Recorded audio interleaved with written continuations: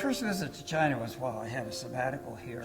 But my interest in going was I was kind of hopeful that I would meet Pastor Ian of the Rice Market Street Church, which during the Red Guard era was closed down and afterwards became the only Protestant church open in the city of Beijing, the capital.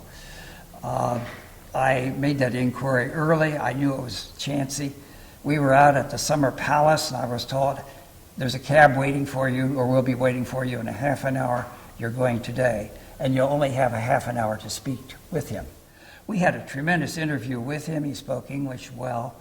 He had been ostracized, like other intellectuals, to the countryside, banished. But he said he wasn't persecuted to the extent that many of the intellectuals were. By the time we were there, he had reopened the church. They had discovered the hymnals had all been, and Bibles had been burnt, but they did discover a few hymnals, so they were able to work with that. And interestingly, it was an era when we did not have official ambassador relationship, but we did have diplomatic relationship with China. And the Bush family were there. And Pastor Yen had baptized the daughter Dorothy of the Bush family. There was a period in which only expatriates could attend the China church. Weird. But by the time I was there in '79, the church was beginning to open to Chinese. It was permissible for them to attend. And so we had a fascinating interview, and I was so elated that I think my trip to China would have been much lesser. But it was a great time to be, because out of the dark ages that they had been through in previous decades, a liberating spirit was ensuing. You could just feel it, you could see it.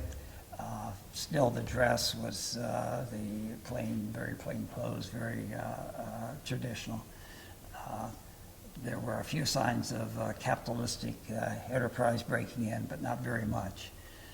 I went back in '92 and took my wife with me on a tour, a brethren tour that the Flores conducted, former missionaries there.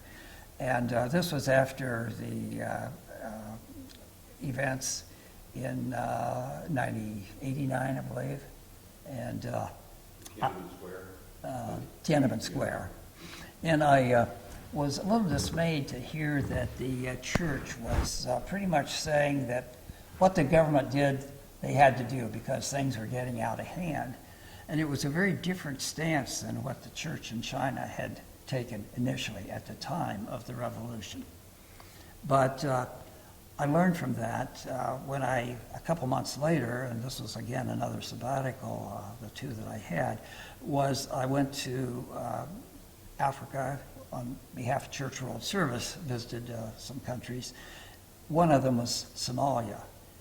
And flying into Somalia and trying to move around in a city in which there was no authority, no current, no common communication, I realized how devastating it can be to a society to have anarchy. And I think what the church in China was saying at that time was, there's something worse than a rule that is so total, and that's to have the opposite of that and have anarchy. So the church went on to become more indigenous. Pastor Yen became a professor of a seminary. One of the gratifying things personally was that about 11 years after my visit with him, initial visit in China, he visited America, his only time here. And I had opportunity to host him here in the Elgin, Chicago area a little bit. And he went on to Washington, D.C. and visited the Bush family in the White House, presented a gift to them. But while he was here in Elgin, he got to hold my then 3-month-old granddaughter. We have pictures of that.